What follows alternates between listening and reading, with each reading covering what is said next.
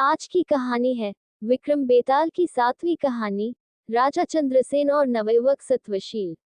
बहुत समय पहले की बात है जब समुद्र किनारे बसे एक नगर ताम्रलिपि पर राजा चंद्रसेन का राज हुआ करता था। राजा से मिलने के लिए हजारों लोग उत्सुक रहते थे। उन्हीं में से एक था नवयुवक सत्वशील। सत्वशील को काम की तलाश थी, इसलिए वो हर दिन राजा चंद्रसेन से मिलने के लिए उनके राजमहल पहुंच जाता।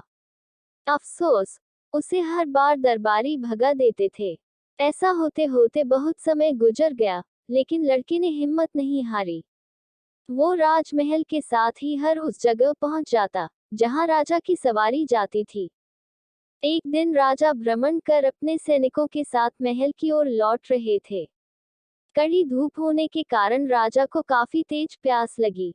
सैनिक इधर उधर पानी ढूंढने लगते हैं, लेकिन कोई भी कामयाब नहीं होता है। तभी राजा अपने मार्ग पर खड़े सत्वशील को देखते हैं। नवयुवक को देख राजा पूछते हैं, क्या तुम्हारे पास पानी है? सत्वशील तुरंत राजा को पानी पिलाता है और साथ ही मीठे फल भी खिलाता है।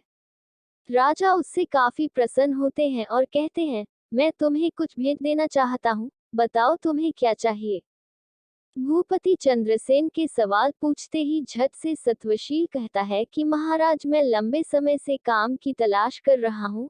अगर आप मुझे कुछ काम दे दे तो आपकी बहुत कृपा होगी।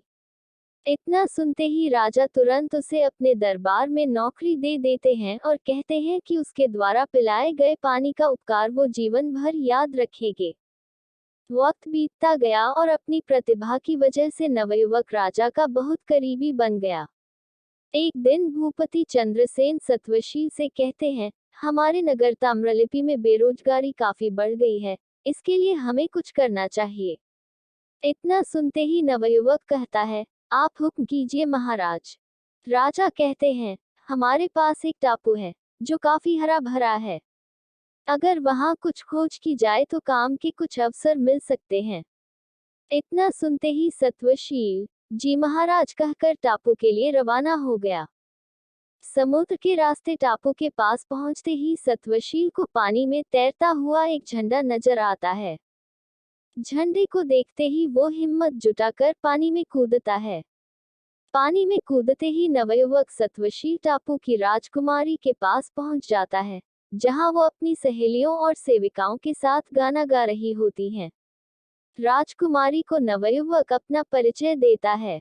कुछ देर बातचीत करने के बाद राजकुमारी सत्वशील को भोजन का निमंत्रण देती हैं और खाना खाने से पहले पास के ही एक तालाब में स्नान करने का आग्रह करती हैं। जैसे ही सत्वशील तालाब में नहाने के लिए उतरता है, वो ताम्रलिपि महल की सभा में पहुंच जाता है।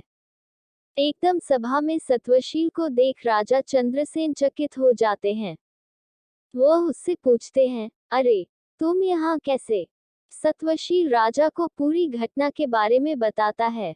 सारी बातें जानने के बाद राजा भी उस टापू में जाने का फैसला लेते हैं।